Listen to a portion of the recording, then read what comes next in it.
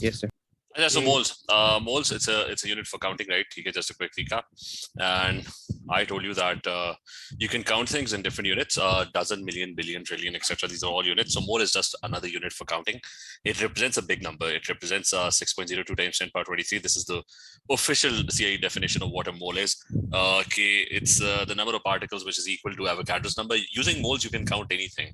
Just like using dozens, you can count anything. Million, you can count anything. So, but specifically moles is used for counting atoms and molecules because it's such a big number that atoms only exist in such a large quantity. So the first formula was moles is number of particles divided by the Avogadro's number. This is how you do the conversion. I told you that if you want to convert something into dozens, you divide the number by 12. 60 is divided by 12, it's 5 dozen. If you want to convert into any unit, you divide it by that particular unit. So if I want to convert a number into moles, I'll divide it by 6.02 times 10 to the power 23. The next thing is moles is mass divided by the molar mass, which is a basic ratio. That if I know the mass of 1 mole of substance, the molar mass is the mass of 1 mole of a substance that's given in the periodic table. The relative atomic mass or the relative molecular mass represents molar mass. So if I know the mass of 1 mole of a substance, I can know the mass of 2 moles of a substance or 3 moles of a substance using ratios or using this formula, which is you just multiply moles by the molar mass, you'll find the mass. Then we did concentration. Concentration is the amount of substance per unit volume. It only applies to gases and solutions. And so it's the amount of substance in moles divided by the volume, which should be in dm cube. And the last one was that at RTP, 1 mole of gas occupies 24 dm cube. So there's another formula for moles, which is volume divided by 24 dm cube. So if you have 2 moles, it's going to be 48 dm cube. If there's a gas which has 3 moles, that is going to be 72 dm cube. So you've got this formula over here. So you've got these 4 basic formulas. And we started talking about, before moving on, I wanted to discuss a few things about accuracy and precision. So, and specifically, we're talking about the use of significant figures. That is what we're going to discuss. That if you do any calculation, so remember, this is very important. This is not like O levels. They cut marks for very simple things. So use of significant figures. So just a brief recap of, I guess everyone knows what a significant figure is. That significant figure is, like, I don't know what the technical term is, but for example, if I'm given a value which is 0.01201, how many significant figures is this? Does anyone know?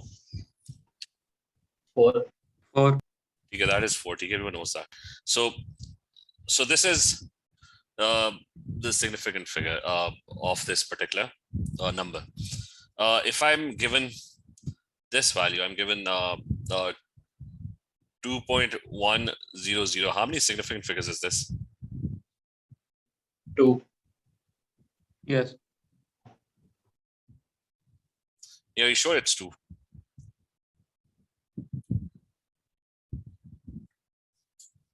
Like, how many significant figures is this value? Because if you write a number after the decimal, every number after the decimal, I'm assuming is significant. Like if I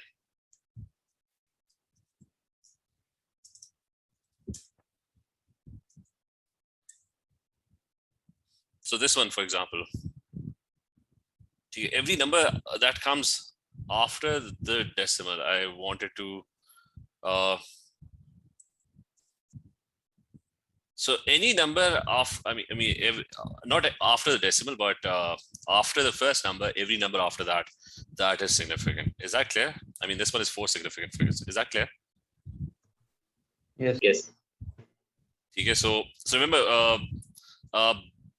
any value after the so after the decimal, after the first number, every number after that is, remember, that is significant.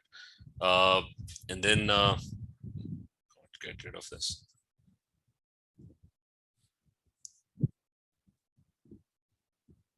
But on the other hand, let's have these numbers in front of you. So on the other hand, before the decimal, the zeros are insignificant. For example, 7,300, that's two significant figures. Is that clear? Yes. Okay, so 69,000. So I mean, this one would go all the way to, this is six significant figures. This is four significant figures. Let me, this one. So if they write a zero after the decimal, that's after the zero, any decimals that's going to be counted. That's seven significant figures. That's four significant figures. This one is five. This one is up till three, right? These zeros don't count. So I mean, just go through significant figures and let's do a few more just to be sure. That's one significant figure is this one. These zeros don't matter. That's five all the way from the first one till the last. That's five. This one is two. I mean, these ones don't count. This one is three. Before that, that doesn't count. This one is going to be up till this. Every decimal after, I mean, every number that's written after the decimal, that's going to be counted after this number, the first one. This one is going to be five because it's going to start with four. It's going to end at zero. And let's try a few more so we can be, if I can open this just a second.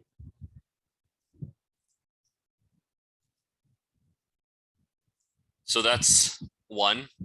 This one is three. This one will start at this point. That's going to go all the way to five. This one will start over here. After the decimal, the zeros will count. That's four. This one would be five. That's 1, 2, 3, 4, 5. After the decimal, the zeros will count. This one is three because they put a decimal over there. So that means they're pretty sure up till this point. I said, but anyways, but is this clear? This is something very basic. I think you did this in math a lot, right? Is that clear? Yes. Yes. I said, so just quickly, the next question is, what does it mean? What do significant figures, what do they represent? I'll just add this over here.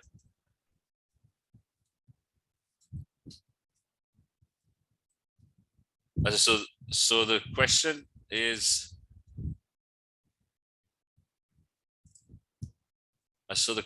what is the meaning of significant figures? So if I write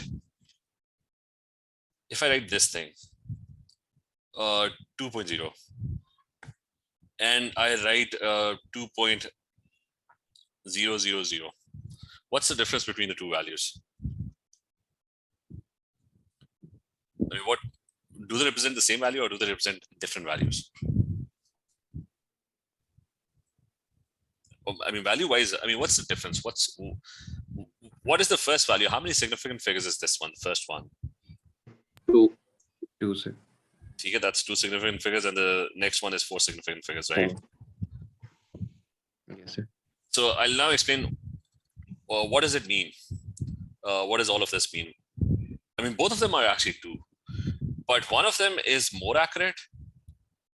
So this one is more accurate. Significant figures represent the accuracy, and this one over here is less accurate. Why is that? The reason why the first one is less accurate is that that you're not sure what comes after this zero. I mean, you're sure about the first one that it's two. You're also sure about the first decimal place, but you're not sure, is it 2.01? Is it 2.02? What number comes after this? You're not sure. So that's your accuracy, your device. Remember, all devices, they have a certain, I mean, they give values up till certain decimal places, and that represents the accuracy. So this value over here, you're not sure whether this is 2.07 or 2.04 or 2.0, I mean, whatever number that comes over here, you're not sure about that. But over here, this is more accurate. You're also sure about the second decimal place. You're sure that it's zero. You're even sure about the third one, that it's zero. Now, after the fourth one, you're not sure what the fifth one is. I mean, the fifth one could be any number, right? Because the device is not giving you that number. So is that clear, that significant figures that represent accuracy of the device? Is this clear? Yes, sir. So the only difference between the two values is the accuracy.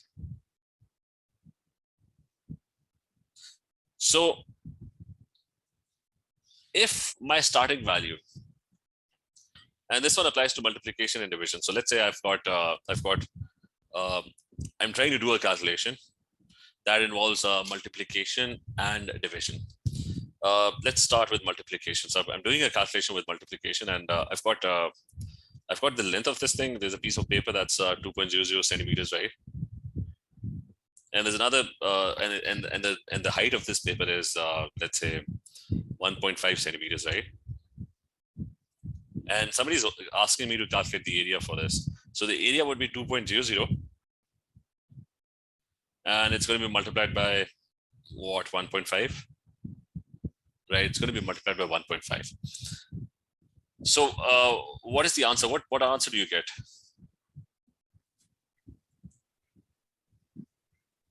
Like, what's 1.5 into 2? What do you get? That's 3, right? Yes, sir. Yes. Now, how accurate would be your answer? Is it just going to be 3, or is it going to be 3.0? Are you sure about the first decimal place? Are you sure about the second decimal place? Is it 3.0 or is it 3.00? 3.00. So one of the values is accurate up till 3 significant figures, right? The other value is accurate up till 2 significant figures, right? Now, your answer when you're doing multiplication and division, your answer cannot be more accurate than 2 significant figures. Why? Because you're not sure about the third one. I mean, it's 1.5. You know it's 1.5, but you're not sure what 1.5 is. It 1.50? Is it 1.51? What comes after that? You're not sure about that. So there's doubt on the third significant figure. So you're not sure. You're not going to be sure about the third significant figure. So your answer will be accurate up till the second significant figure. I mean, you're sure about the first one over here. You're sure about the second one over here as well. You're sure about the first and second. You're not sure about the third one. Is that clear? Yes, sir. So it's just going to be 3.0, not 3.00. So in multiplication and division,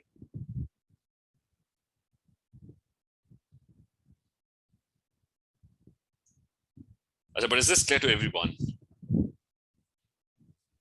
Yes. Yes, sir. So the first rule is answer is accurate up to the least significant figure value.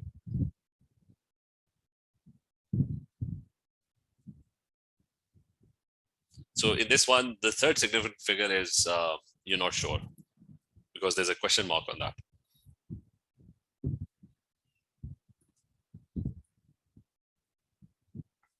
So for example, over here, if I multiply these two values, like if I multiply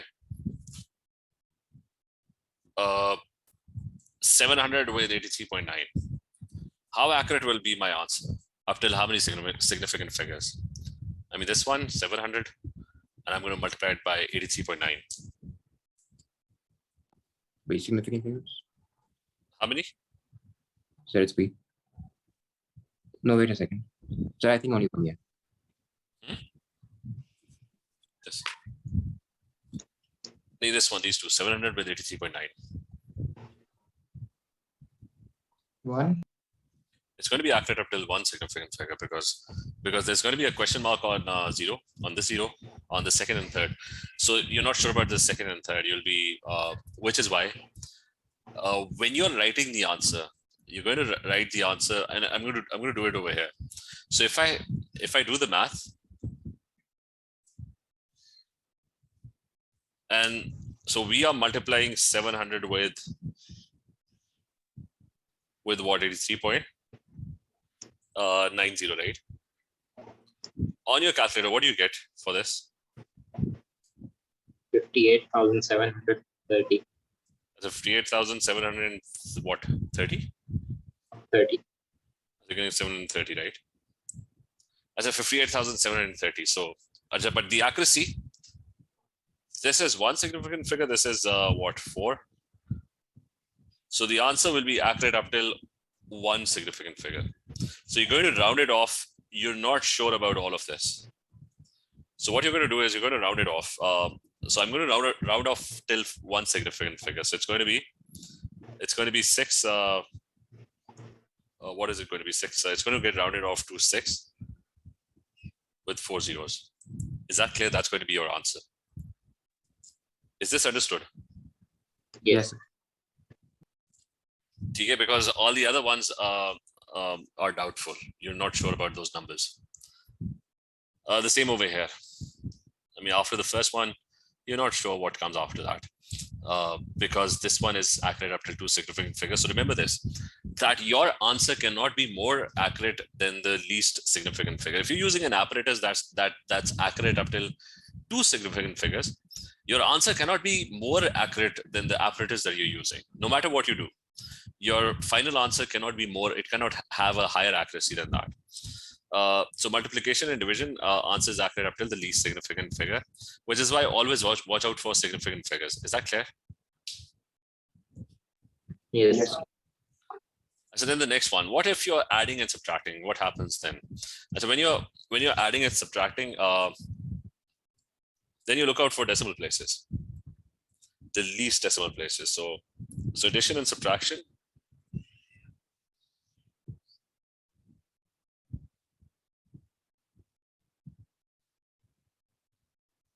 Now in addition and subtraction, instead of, I mean, you're going to use the significant figure rule, but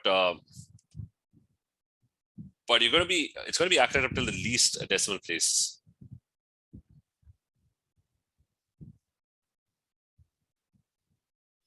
So for example, I'm subtracting 2 values, right? I've got 2.0 and I want to subtract 1.8934 out of this, right? As a first thing, do this on your calculator first. What do you get?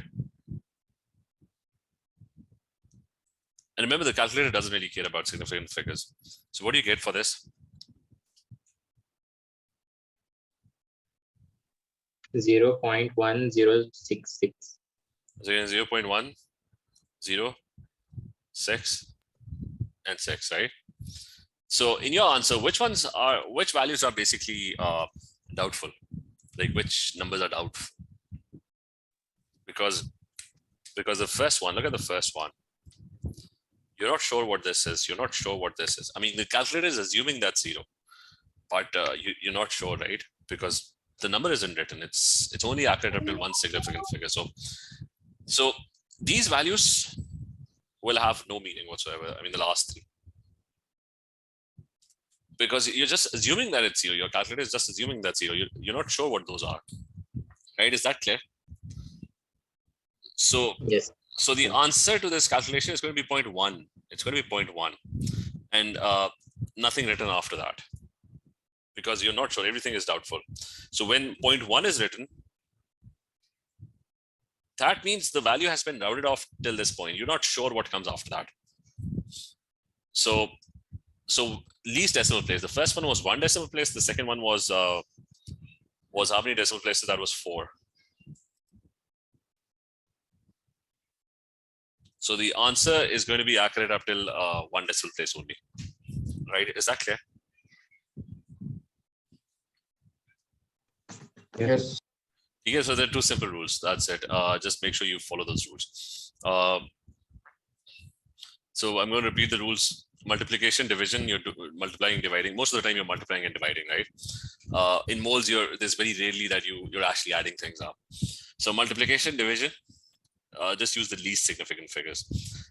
If different values are given, if you're using this value with this and this, then your answer, let's say you're doing some calculation, very lengthy calculation using the first 3 values, your final answer should be rounded off to 2 significant figures. That's it.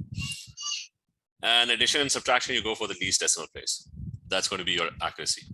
So keep that in mind whenever you're doing any sorts of calculations, because the first question would be, calculators would usually give very lengthy answers. I mean, there'll be lots of decimals coming in the calculator.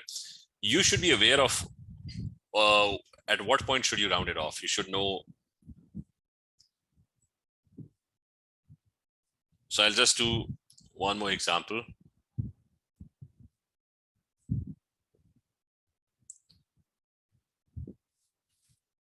So I've got there's a question which is that let's say there's a calculation that's going on, that's x divided by 10.0 is being divided by 3.0. Can you tell on the calculator what's the answer to this?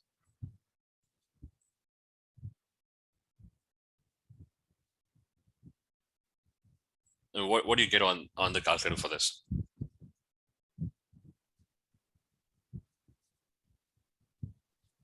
$3.332. You're getting how much? 3 point? 333. So there's a recurring 3, right? Yes. So how many times would you write that 3? 3.3. Two significant figures. 2 significant figures, that's it. You're going to round it off at this point. And this one would be rounded off, right? Because there's a 3 coming after that, so it's going to be rounded off to 3, or it's going to be rounded off downwards, right? So this value on paper would be 3.3. But there's another problem now, because the actual value on your calculator is 3 point with the whole recurring thing, right?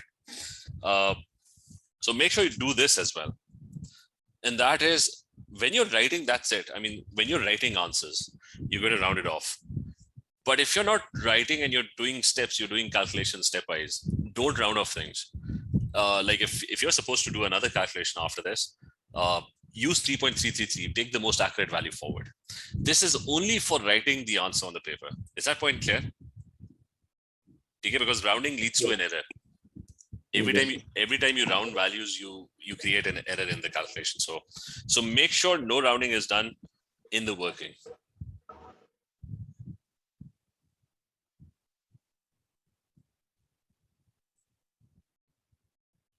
So make sure no rounding is done.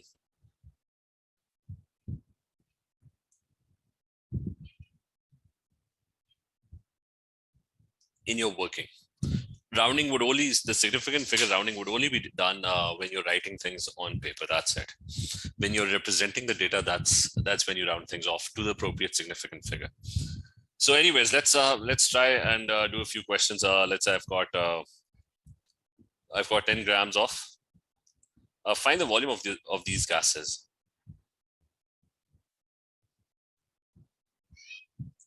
And be careful, I'm talking about RTP here. So just basic questions and try and do them as quickly as possible. So I've got 2 grams of carbon dioxide. What is the first thing that needs to be done? And make sure you have type 9701 data booklet. You should have the most accurate version of the periodic table with you.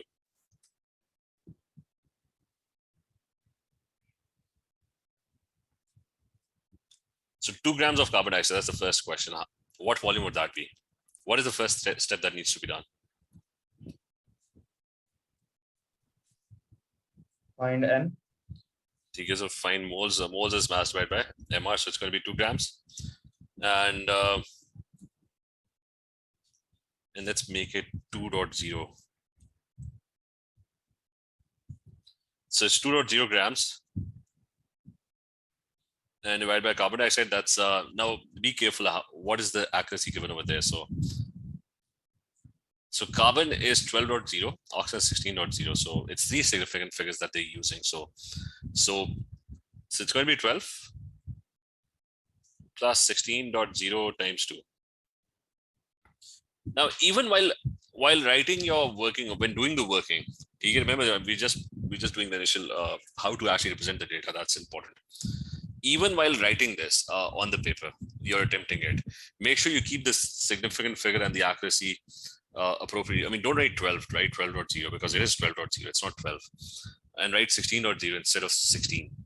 Make sure you develop a habit of this because they're going to look at how you're solving the question and are you keeping track of or representing the data as accurately as possible. Anyways, what's the answer to this one?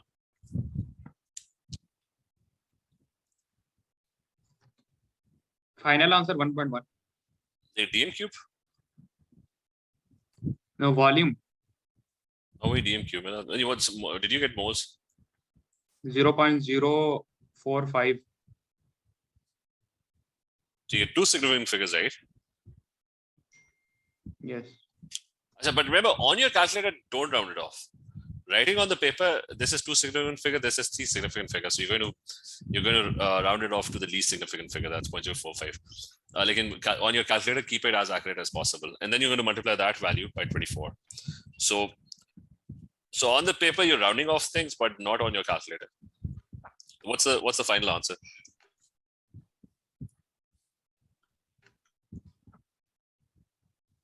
$1.09. Yeah, that's 1 point. Need 2 significant figures. What's the answer up till 1.1. So it's going to be 1.1 dm cube. Okay. So make sure no rounding on the calculator, no rounding in your working. The rounding has to happen when you're writing the things down, right?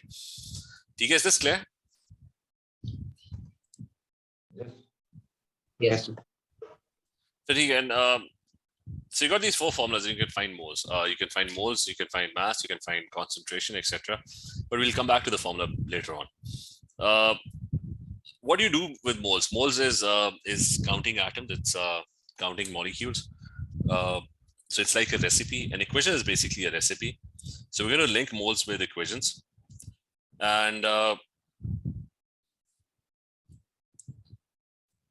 so how do you, every equation is like a cooking recipe. It's if you've got 4 sodiums reacting with O2 and then producing 2 sodium oxides.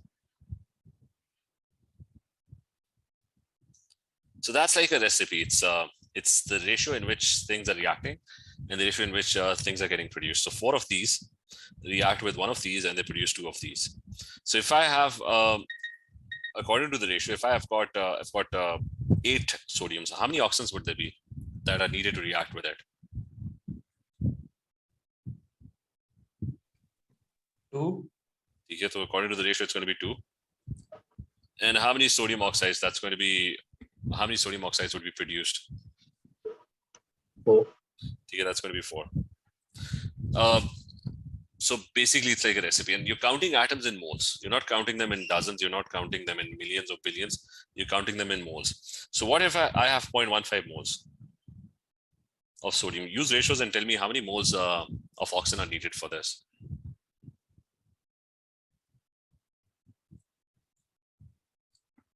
If I have 0.15 moles of sodium.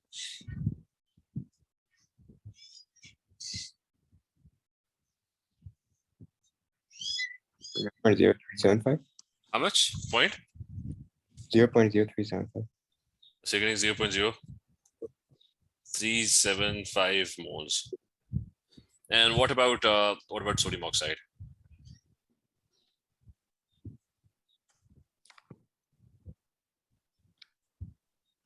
Zero 0.75. Not 0.75, 0.075. 0.075. Yeah, that's going to be 0.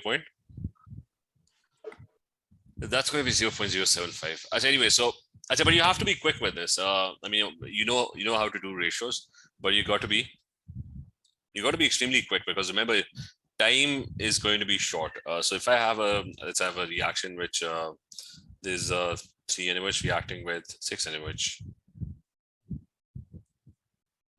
reacting with 3 Cl2 and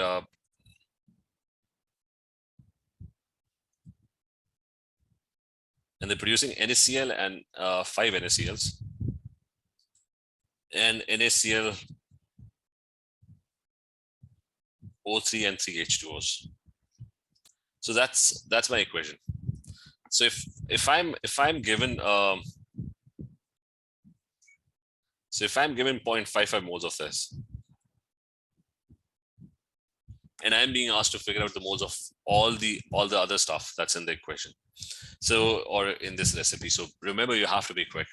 The shortcut is 0.55 divided by 6 into 3. That's, if I want to find the moles of this, it's going to be 0.55 divided by 6 into 5. If I want to find this, it's going to be 0.55 divided by 6 into 1. So remember, instead of every time using ratios and doing the whole calculation from scratch, be quick.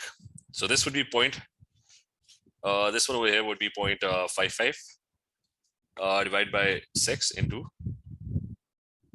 3. The next one would be 0.55 divided by 6 into 5. So this one over here would be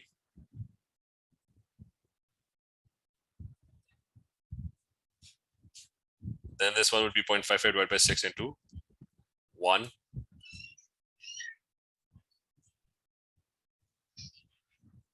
And the last one would be 0.55 divided by 6 into 3 again.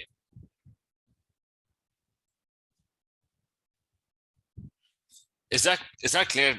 Just to avoid the whole ratio thing, be as quick as possible. Remember, time would not be on your side. You don't have time in the paper. That's one big thing. So you have to be very quick when you're using ratios. Is this clear? This one? Yes. Okay, so I'm going to write down a few equations and try and. Now, most questions would be exactly the same. Most questions for moles would be exactly the same, that you'll be able to find moles of something in the equation. You can find ratio and find the moles of all the other things. And then you can use formulas. They might ask you to find the mass of this thing. They might ask you to find the concentration of this thing. They might ask you to figure out the volume of Cl2 gas that's being used up. So then the formulas come in. But the basic question every time is kind of exactly the same. It's you find the moles of one thing, you find the moles of all the other things, and then just apply formulas to find mass or volume or concentration. So I'm going to give you a couple of questions. Try and solve those. I've got calcium carbonate reacting with, let's say, phosphoric acid. And what is it going to produce? It's going to produce calcium phosphate. And remember, the equation will not be given to you. You would have to construct the equation on your own. Right now, I'm doing it for you. So I've got water and I've got carbon dioxide. And I'm going to try and balance it.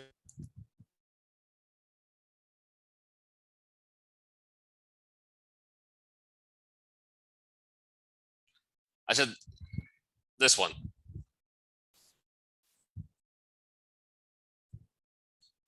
I said, how do you balance this? It's going to be 3. This one is going to be 2.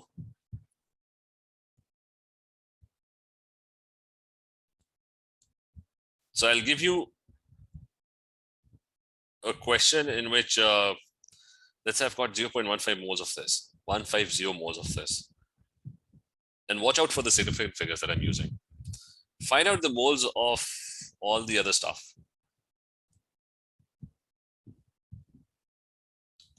It's going to be simple. It's going to be 0.150 divided by 3 into 2. This would be 0.150 divided by 3 into 1. 0.150 divided by 3 into 3, which is going to be the same thing.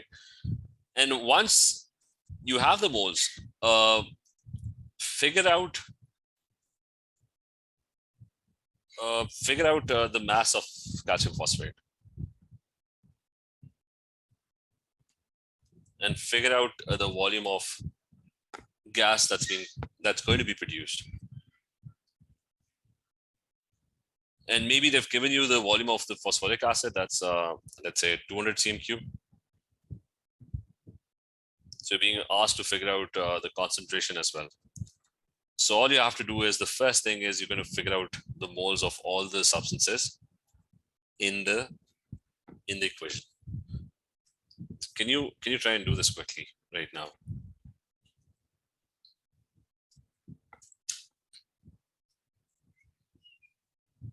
Okay, everyone start on this. I'll. Sir, can you show the periodic table?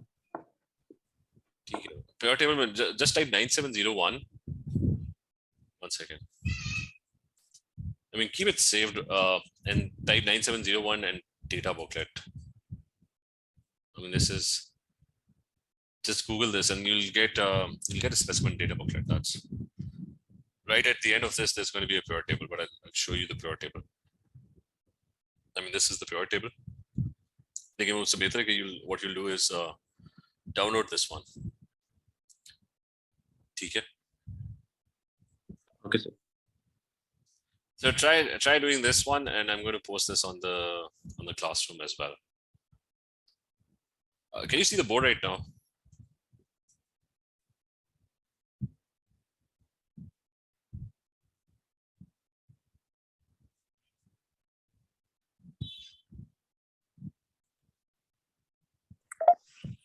Yes, sir.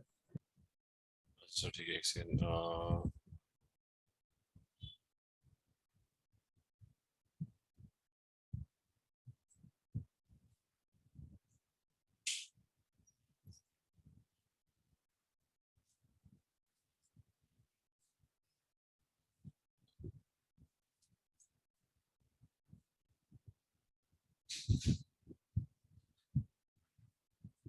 So I'll send it on the WhatsApp group first. Once I'll post it on the classroom. Okay, so I'll post a few more questions for you to solve. Okay, just a second. Okay, we'll continue tomorrow, and hopefully tomorrow we'll start off with past paper questions. Remember, most moles questions would be kind of exactly the same. Just find the moles. I mean, there are obviously other stuff. I mean, there are other types of questions, yield, etc.